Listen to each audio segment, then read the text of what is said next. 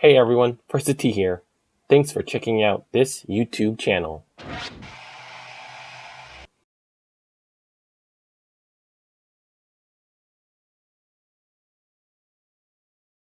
Congratulations, Collin Morikawa, on winning your first PGA major at the 2020 PGA Championship. Here's his post-win virtual press conference interview. We're really pleased to be joined by Collin Morikawa, who closed with a 6 under 64 today, finished the championship 13 under par with a 4-day total of 267. Congratulations, Collin. Emotionally, how are you processing winning the PGA in just your second career starting a major at the ripe old age of 23? I mean, that's a remarkable achievement no matter what way you slice it. Yeah, I mean, I don't even know. I'm on cloud nine. I don't know about you guys, but yeah, you know, I've believed in myself since day one, and I've said it. When we sat down, I specifically remember at Travelers, the four of us, me, Wolf, Victor, and Justin Suh, and I just told everyone, you know, all four of us, and obviously we've all had some pretty good paths. Justin struggling a little bit, but we all believed since day one that we can do this, and you know, I haven't let up from that. I feel very comfortable in this position. But it was going to take a very, very good round today. And I knew with the leaderboard, the way it was looking and everyone out there, you just had to play well. You know, it's you either win or you lose. And, you know, I got off to a little shaky start, made the putt on one, and, you know, went full steam ahead there. All right, we're going to answer some questions both on site and remotely, but we're going to start at microphone number 1. Can you identify yourself and your media outlet, sir? Yes, Stephen Curry with Underrated Media. I'm just working title. Just started about an hour ago. Question for you around you coming down the stretch in the back nine of a major. Everybody knows, you know, that's the moment that you go take it. Are you a leaderboard watcher? Did you know where you were? Like, what's your mindset in that moment? You know, the last 2.5 hours of your round. Steph, you mind taking off your hat? I think everyone just wants to see. I'm right here. Yeah, there you go. Wow, that's amazing, man. No, it's fun to see you. I saw you out there on 9, and my caddy's a huge Warriors fan. I think you heard him. I'm not. I'm a LA boy at heart.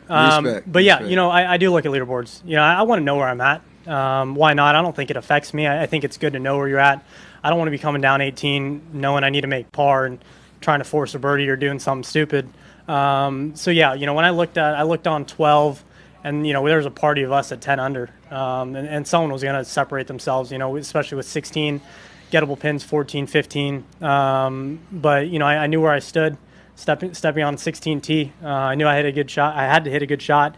Tied with Paul after he just made birdie, and you know, yeah, what a drive that was on 16. Quick follow-up. I'm free for the next 3 months. If you need a caddy or replacement, okay, JJ, I know JJ's a great guy, but if you need me, I'm available. Perfect. I can't wait. I want to see your game. Cam was talking about he played with you at Stonebrae a couple years ago. You upgraded his playing partner status, so yes, 100%. For sure. Congratulations, though. Thank you. I appreciate that. Major champ. Good seeing you, man.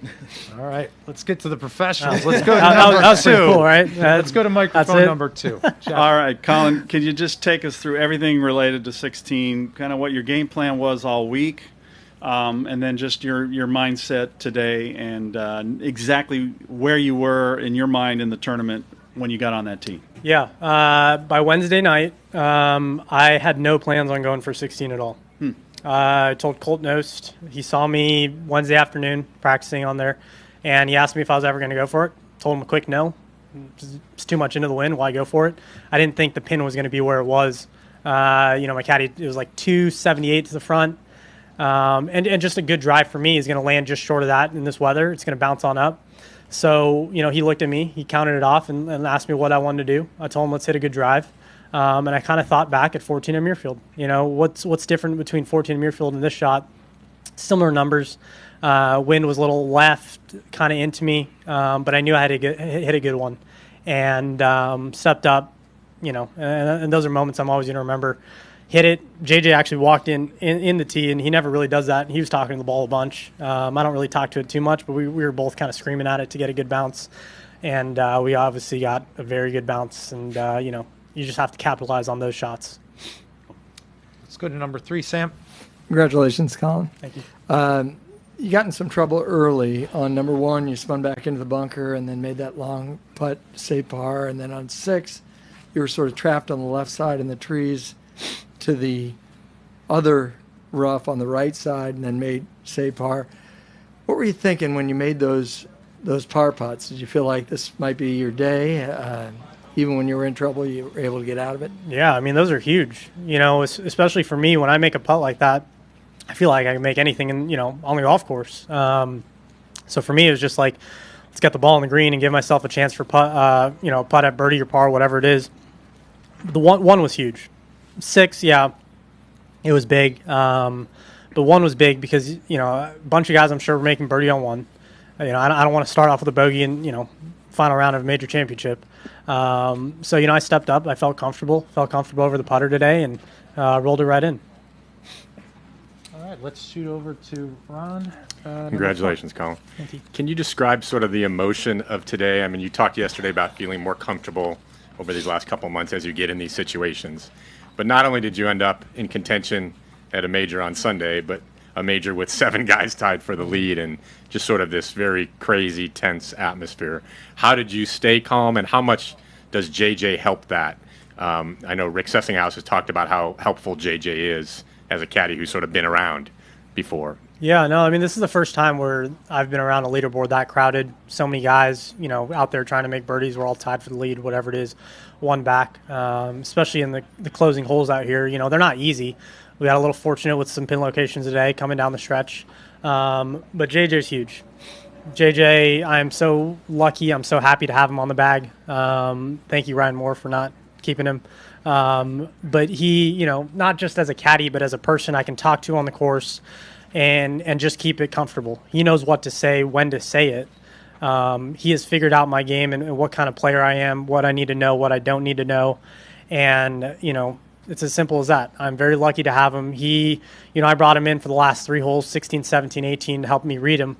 Because, and I think I'm going to do that all the time, especially coming down the stretch, because it doesn't hurt. He knows how my mind works and what, we're going to see together. He's not just saying stuff just to say it. So I'm very lucky to have him on the bag. Shift over to Bob on 5. Nice job. Congrats. On the tee shot on 16, did you hear anything? Were there any cheers, clapping at all up there? Anything that gave you an indication it was close? And also, can you imagine what the reaction might have been like had that been a green in normal times? Yeah, no, I wish this is the one time I really wish there were crowds right there. No, so, I was just praying for a straight bounce short of the green, onto the green. And then after it bounced, it kind of got behind a tree that we couldn't see on the corner. So once it bounced, I was like, okay, I will take it anywhere it is because it is on the green, whether it's short, long. And then I kind of peeked around right at the tee and I looked around the tree, and it looked really, really good. So, I heard some claps, obviously not a ton. Yeah. But, claps could mean I'm on the green and, I've got 50 feet. But walking up, I knew it was right above the tier, and you had to make it. I had to make that putt. 2 strokes is a lot different than 1 stroke coming down 18. Thanks. All right, let's zoom out to Michael Bamberger. Michael, you're up, sir. Thank you very much. Hi, Colin. This PGA will be remembered for a lot of things. Your win, of course, but also because it was played on a public course on the West Coast, with those of us on the East Coast watching at night. Could you imagine a steady diet of these public courses, PGA Championships on public courses on the West Coast? Yeah, of course. I mean, I love the West Coast. I think there's a ton of great public courses around. I grew up playing some public courses around, the area where I grew up in LA. And, you look at TPC Harding Park and, winning scores at 13. And I think everyone enjoys watching leaderboards like this that are bunched. You don't want to see, yes, it'd be nice to be on the other end of, leading by 7, whatever it is. But it's exciting.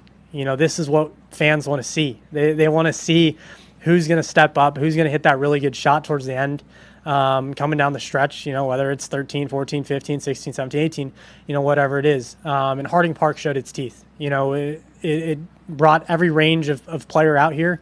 You saw a lot of big hitters, just bomb driver out here, still in the rough. But the rough was tough. This is some of the thickest rough I've seen for a while. So I had to get used to it. But, you can make courses like this that have really good routes, some somewhat challenging greens here and there, and make them tough. We're not shooting 20-something under par, and it shows you that there are a lot of good public courses out there that still test us every single day. If you don't mind a quick follow-up, could you mention Rancho Park in Los Angeles being fixed up like Harding Park has been? I don't have a really good recollection of Rancho Park, but no, I'm guessing. All right, let's shoot out to or zoom out to Lucas. Lucas, you are up, sir. Go ahead. Hey, Collin, congratulations on the win. I want to go back to the chip in on 14. First, what were you thinking about the iron shots that missed the green on 13 and 14? And did you think that that chip in was a turning point for you going forward in the championship?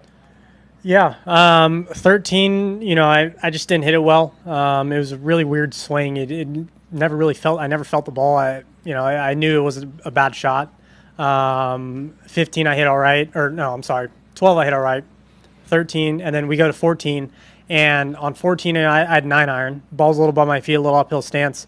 And, when you don't hit it well out here in the thick air, cold, windy, the ball's even going to go shorter. And, I had to step on a 9 iron on that hole on 14, and, I just never got a hold of it. On the chip shot, I think that was a huge turning point. That kind of separated me. Going into 15, I had, really good feels from it, especially from yesterday. I hit a really good 3-wood, hit a really good wedge. So, I knew I could hold up a 3-wood against the left-right wind. Felt very comfortable with it. Hit a pretty good approach shot, I'd say. And then, left the putt just short. But, yeah, that was a huge turning point on 14. It was one of those chips where I stepped over it, and I was like, this is going in. This chip just feels like it's going to go in. And actually, when I hit it, I didn't think it was going to go in. I almost started stepping forward because I thought it was going to be a little short right, and you just get a couple extra rolls, and there you go. You're making birdie. All right. Zooming out to Daniel Rappaport. Daniel, you are up, sir. Yeah, hey, Colin, congratulations. Can you hear me? Yep, you're good. You entered the week 164th in strokes gained putting, and you led the field this week in strokes gained putting. What's behind the turnaround? Yeah, my caddy mentioned, gave me some advice after the second round last week in Memphis. And, I think if you look at my putting stats, for me, normally if I'm putting around 0, I'm very happy. But the last 2 days in Memphis, I thought I made huge strides. This week, I just kept that going. And, a couple of little adjustments in the setup. And, that paid huge dividends for me. Just feeling a little more comfortable over the ball, getting my head where it should be, and just being able to putt and really react to the target from there. All right, we're going to zoom out to Mark. You're live. Go ahead, Mark. Hey, Colin, congratulations. I have 2 questions. One, a simple one. What was your number on 16? What was the actual distance with the driver there? I want to say it was 278 front, 294 hole. My ball went 291, exactly how I played it. It just had to be a normal driver for me. I didn't have to do anything special. Thankfully, I don't hit it 330. And just secondly, you had mentioned, I think it was in the award ceremony or in and around there right after it was over, that you've got a taste of this now. Can you expand on this a little bit? And are you prepared, which I think you are, for the scrutiny, or not the scrutiny, but the spotlight that's now on you, having 3 wins, 2 wins this year already in a major already at age 23? Yeah. How you handle it? Yeah, I mean, I love talking to you guys, whatever you guys say. I love hearing what you guys have to critique or, whatever it is. It's all for me to take in and filter out what I need or what I don't need. That's just kind of who I am. But yeah, I feel very comfortable in this spot. And when I woke up today, I was like, this is meant to be. This is where I feel very comfortable. This is where I want to be. And I'm not scared from it. I think if I was scared from it, the last few holes would have been a little different. But you want to be in this position. And for me, like you said, like I mentioned earlier, is it doesn't stop here.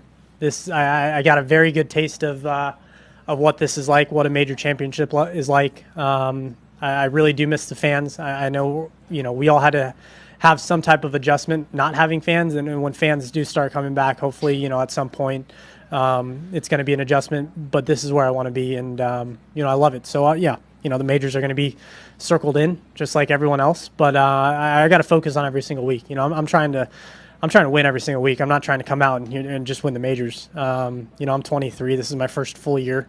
This isn't even a full year, with everything going on. But yeah, I love golf. I love every part of it. I love being in this position. I love just being able to come out here and play with a bunch of guys that love the sport too. And that's why, I think I love being in this position. Stay on campus. Let's go to Ron on 1. Excuse the provincialism here a little bit, but you saw you had your Cal golf on the yardage book, that Yep. cover. Yeah. Can you speak to just sort of how those 4 years there and living in the Bay Area sort of shaped who you are, both as a golfer and as a person? Yeah, I think growing up in LA and then coming out to Berkeley, especially where I grew up in LA, very different. Just everything, walks of life, everything, every part about it was very different, and that was kind of eye-opening. But it just got me to open up and have some fun, and being out here in the Bay, I was very fortunate, with the coaches, with the people supporting, the donors, whatever it was, everyone that helped me get to the point of graduating. I couldn't be more thankful for them because they set that foundation for me to achieve my goals. One of those reasons, you look at the guys like Max Homa, Michael Kim, Brandon Hagee, they were a big part of why I went to Cal. What they did in that 2012-2013 season was special. Yeah, they didn't win it, but for a regular season team, I'd say they're right up there being one of the best. So yeah, San Francisco is always going to be my second home. I didn't realize how much I actually missed this area. It's very crowded. I don't like the one-way streets at all. But being in this weather, being away from 95 degrees, 100 degrees in Vegas, 95% humidity with just sweating before you even get to the tee. Yeah, I do miss it, and it's going to be very special winning my first one here at Harding Park. Let's go to number 4. Yeah, quick fact check and a question. Did you participate in the Berkeley commencement of May 2019? I was, yep. I was there. And then 2 weeks later, you're in Canada debuting on the tour, right? Yeah, so, I'm pretty sure I went to graduation, and then I had my the Ben Hogan Award at Colonial, where I finished runner-up 3 years in a row, 2 years of the Hogan Award, and obviously what happened this year. And if you can remember all the way back to Canada that far back. Yep, I got you. What you expected of yourself, what you thought of yourself. It sounds like from some things you said that you might have thought this was possible already. There's no expectations. They're all goals. Expectations are what you guys put on me, and that is what I filter out. That is what I don't hear, because I've set goals. And last year the goal obviously was to get some type of status, but to learn from it. I had dinner with Justin Thomas, and I was very fortunate through my agent and everything, to have dinner with him that week. And he told me, if you're good enough, you're going to be out here at some point. And I already felt good enough. I just had to have the starts. I had to have those opportunities. And I was like, why not take advantage of these? I was able to have 1 Korn Ferry start as an amateur and 2 PGA Tour starts as an amateur. And I learned a lot from them. I actually learned more from my missed cut than losing in a playoff on the Korn Ferry event. Just because, you're able to learn so much in a short amount of time. And, I was very lucky to have those starts. But starting from Canada, obviously, JJ was on the bag. It was very new for me. We had got through sectionals the Monday before. We didn't even know Canada was an option. He did not have his passport, so he had to come out Wednesday and end up caddying for me. And I'm sure he was wondering what kind of player I was going to be. But yeah, Canada from the start, I felt very comfortable. But there's a different sense of comfort now. All right, we're going to zoom out to Doug. Doug, go ahead, sir. Hear me okay, John? Yes, we can. Very good. Collin, well done today. Just kind of along those lines, we're 14 months out of Cal. You're now 3 tour wins. You're a major champion, number 5 in the world. That puts you among the elite. Do you feel like one of the elite players? Did you feel that way before you even won today, or do you even think of yourself in those terms?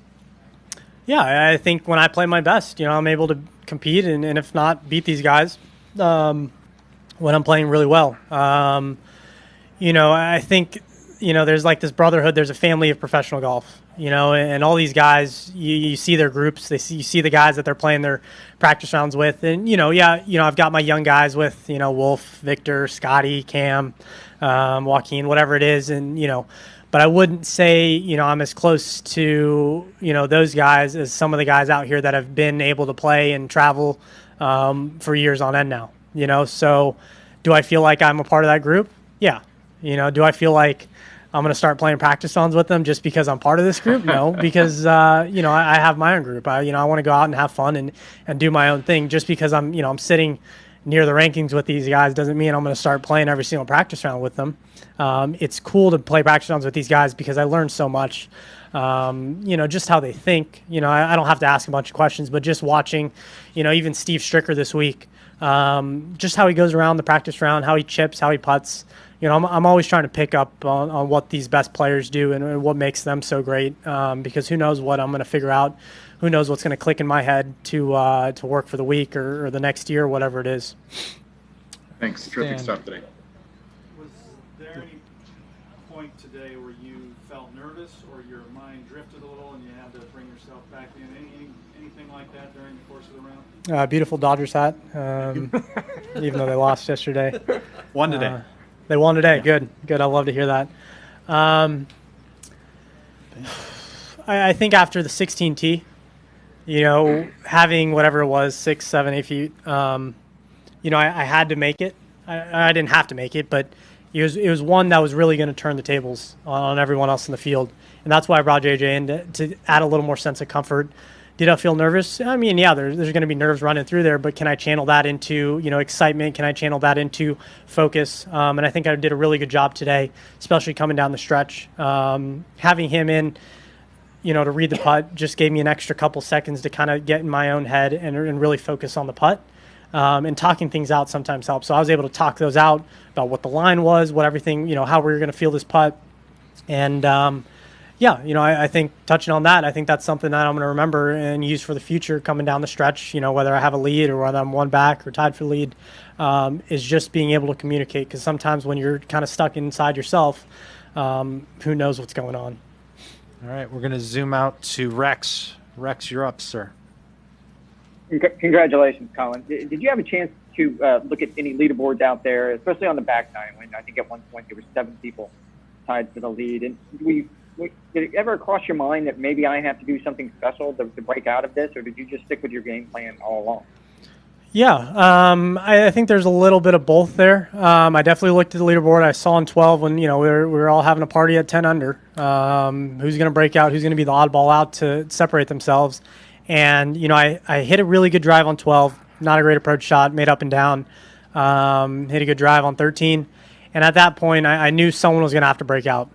Does that mean I'm going to change my game plan? No. I went for 16.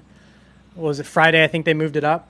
So I went for 16. So it's not like that game plan changed, whether I was going to go for it. But, I had to step up and be fully committed that I was going to hit driver, not be like, okay, if I hit driver, this could end up here, this could end up there. We can chip out, make par, whatever it is.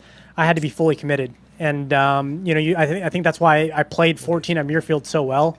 It's because I had to be fully committed. There's water on your right. There's a hazard on the left on 16, but that's pretty far away. And I just had to be fully committed. And JJ asked me, are you sure? Is this what you want to do? I'm like, yes, this is driver. This is perfect.